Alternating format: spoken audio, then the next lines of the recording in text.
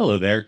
Welcome back to the Geek Pantheon. I am Eric, and today I wanted to talk to you all about a system that I have been reading through and really wanting to run a game in, but there's one particular aspect of that system that I've absolutely fallen in love with, and I wanted to talk about it today. And the system is the Cypher system by Monte Cook Games. Originally, this was the Numenera system, and then they got rid of all the serial numbers and just made a generic system that they called the Cypher system.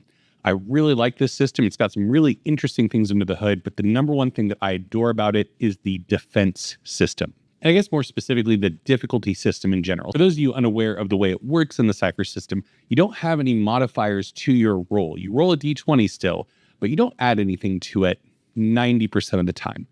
Typically, it's just the natural roll, and then you have things that bring the difficulty level down on the check that you're making. So as a game master, you're going to set the difficulty to a number between 1 and 10. And then you multiply that number by 3 to figure out what the goal roll of the die is. So a difficulty level 1, you need to roll a 3 or higher. Difficulty level 5, 15 or higher. Pretty easy math. But then obviously you think to yourself, well, once you get to level 7, 21, level 8, 24, so on and so forth, all the way up to level 10 difficulty, which is a 30, that's impossible to roll just naturally, which is why you have things as a player character that say lower the difficulty of mic checks by 2, for example. Now, the first instance in which I really love this is how you deal with monsters in this kind of difficulty system. So, for example, the Golem monster, which I'm going to try to put an image right here of the monster card. The Golem is typically a level 6 monster, which means it is an 18 to do anything related to the Golem, whether you want to punch it, mess with its mind, trip it, jump over it, etc. Difficulty 6. You have to roll at 18 unless you have something that will lower the difficulty of a task based on your character's stuff. But there's additional modifications on the monster card. You'll see in the modification section for the Golem that its intellect level is treated as level 2, and its speed defense level is treated as 4 due to how slow it is. So that actually means if you're wanting to mess with the Golem's mind, it's only a DC 4, effectively. Or if you're trying to do something related to tripping up the Golem or something where it has to get out of the way, then it's only difficulty 4. And then in addition, you are making the modifications based on your character as well, so you can get that even lower. I love this because it is so elegantly simple in both monster design and running monsters. I don't know about you all, but as a game master in a lot of D20 based systems, I find myself looking at monster cards an awful lot to figure out what the appropriate DC is, or what the save modifier for a monster is, or their defense, or their attack bonus, etc. Whereas with the Cypher system, I just look at the top of the monster card, 6, and then the modifications. Do I need to make any adjustments? No? Okay, I know what I need to do. And this makes running combats so smooth as a game master. In addition, with Cypher, the game master doesn't roll at all, which means that I can really be focused on the story, the narrative, and the environment of what's going on in the combat to make the entire affair much more engaging and interesting for my players. Which then takes me to the other use case for this difficulty system that I absolutely love, and that is for skill checks in general. You can just apply a difficulty level to an environment that the players are in, and then you know what the DC is for virtually everything in the environment, and then it's up to you as the game master to tweak things as you want. If I determine that the dungeon that my players are about to go into is a level 4 dungeon, then I know every DC in there is DC 12. That's what they're looking at. And then if I want to say that the person that built this dungeon was a pyromancer, and so all fire-based traps are actually treated as a level 6, then I can do that. And I can note that down, but I'm not having to constantly reference my notes about which trap is which DC.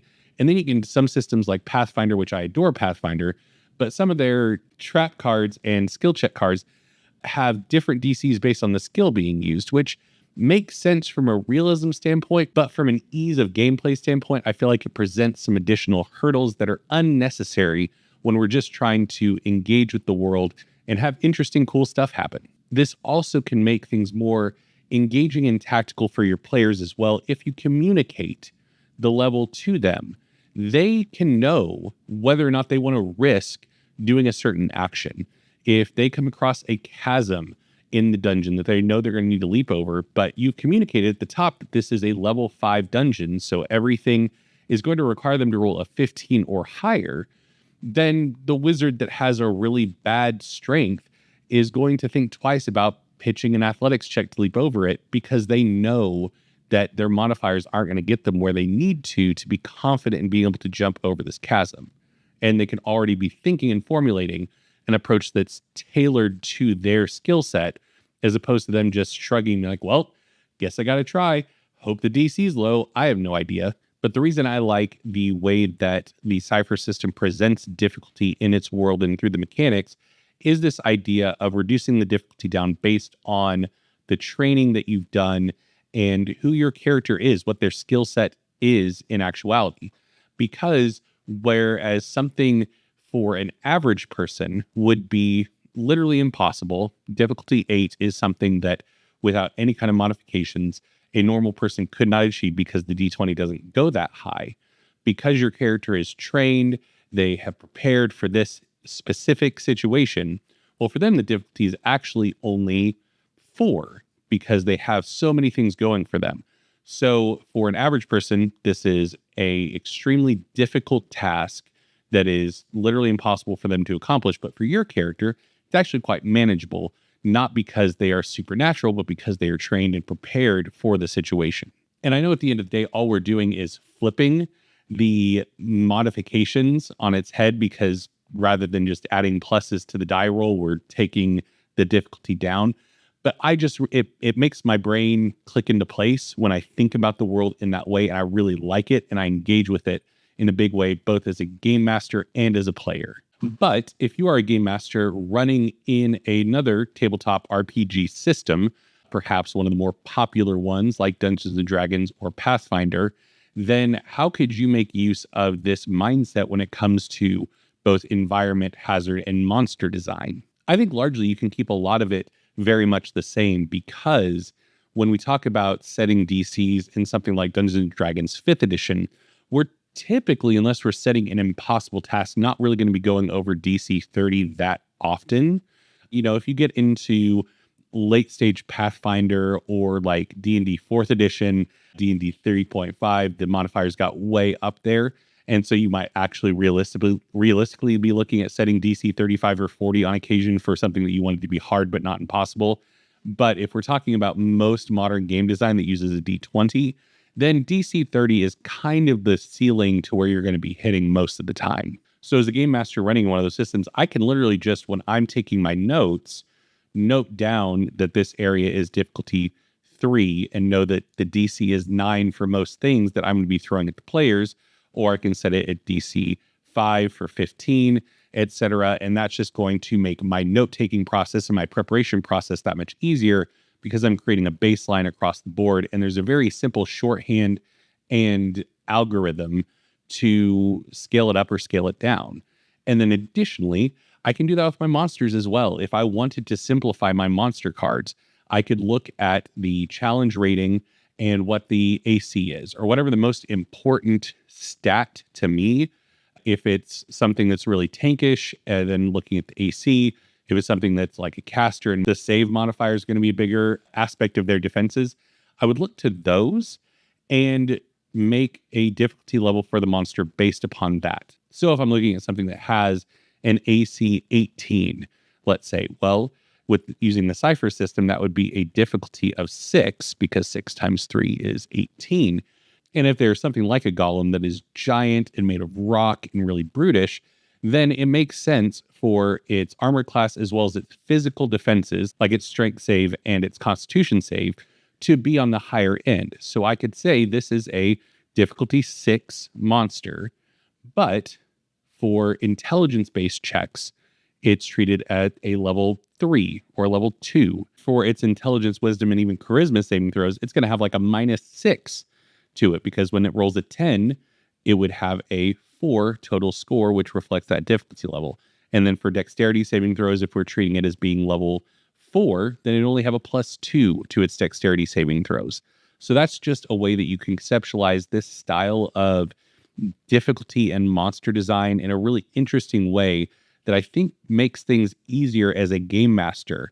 And you can be a bit more transparent with your players. I've actually done this with some of my games where I've taken monsters and I've looked at the monster block and kind of decided, okay, what's important from a defensing and attack standpoint? Because once again, if I'm looking at that golem and it's a difficulty 6 monster, which means 18 is the target number that you have to reach to hit it or mentally affect it, etc., unless there's modifications, then that also applies for its attack rolls as well. So I'm going to subtract 10 from whatever the difficulty is. And so it means it has a +8 to its attack bonus. And then if it's something that I think attacks way better than it defends, I can modify that up, or I can modify it down if the opposite is the case. And I can just make those little tweaks. And typically for most monsters, you're only going to have 1 or 2 things that are going to be notable enough to mess with the formula. Now, obviously, a difficulty level 6 creature is going to be really deadly and really potent in terms of attacking. And also, an AC 18 is not easy to hit. So this is one of those things where you want to kind of measure yourself, and you're not really going to want to throw that many monsters that are difficulty level 9, where it is rolling at a 27. So that means it has a +17 to hit. I guess there are monsters that have that high, but you're looking at the late game, much like you would be with the Cypher system when you're dealing with difficulty 9 level things. So that is how I would love to take the Cypher system's difficulty system and tweak it to work in any game, because I really like this design philosophy of creating a certain categorical level for complete environments as well as creatures.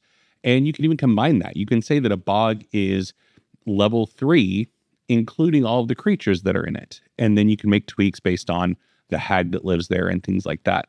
So let me know what you think down below. Do you agree with this system? Do you think it's interesting and engaging? Do you have experience with the Cypher system? If you've played it a lot, let me know. I'd love to talk about it with you all down in the comments. And yeah, it's been a minute since I've uploaded a video, getting back into it. So appreciate all of you that have stuck around. Thank you all so much for watching, and I will see you next time.